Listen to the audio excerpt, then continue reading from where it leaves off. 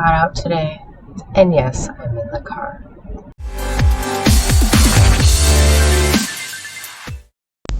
Hello everybody, I am here again with another video for you guys.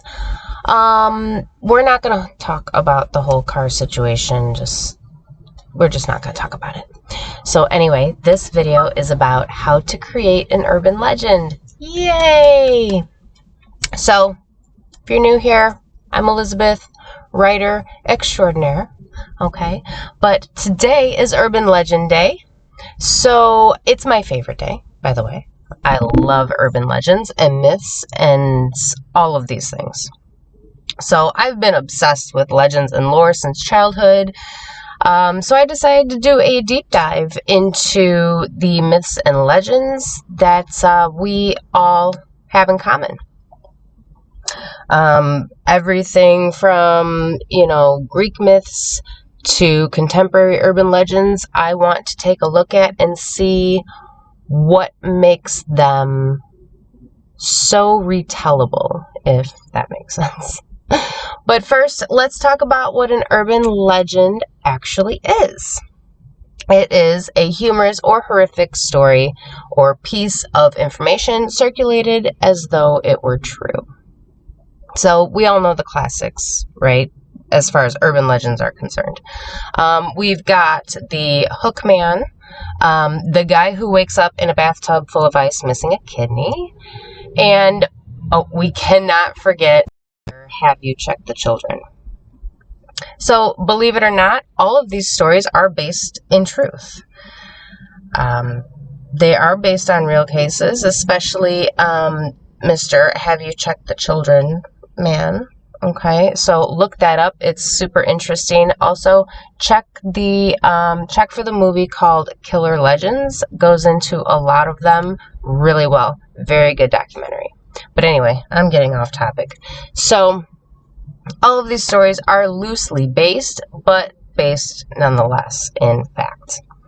Contemporary examples include the internet's most famous legend, Slender Man. He's more of a character, but there has been a lore created around him thanks to the internet.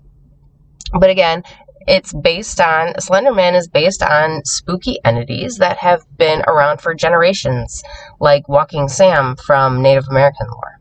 So there's that for you. But what makes all of these stories catch in the collective consciousness? Turns out there are 3 main ingredients for creating an urban legend. So I'm going to tell these things to you, so if you are so inclined, you can create your own. So here we go, the key ingredients for an urban legend. Number 1, it's based on real events. Your legend has to be based in truth. Real people, events, or circumstances. If there's no foundation in reality, your legend won't have any real power. Now, like with any urban myth, this only has to be a small kernel of truth. Find one ambiguous news article and you're golden, right? For example, if there are unsolved murders in your area that seem eerily alike, you can attribute them to your fictitious monster. Look at that. All right, we're on to number 2. Excuse me, I have a frog. I have a frog in my throat today. Don't mind me. But anyway, we're on to number 2. There has to be an unknown element. Always remember why myths and legends exist in the first place. They exist to ease man's mind regarding the unknown.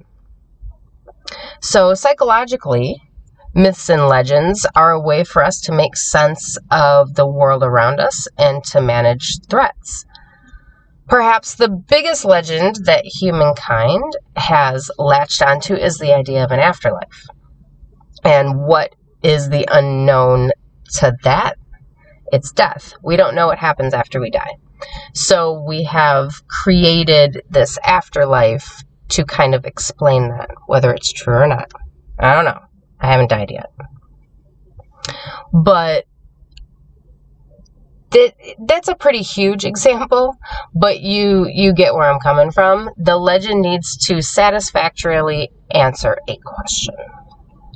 Now we're on to number 3. This is going to be a quick video, guys. On to number 3. It's got to be larger than life. What I mean by that is that your myth has to seem outrageous to catch someone's attention, especially in this digital age, but you've got to have the proof to back it up. Whether that be pictures, news articles, whatever you have, that gets people's minds working, and they want to find out more. So this is what you want. Urban legends get their power from being passed on.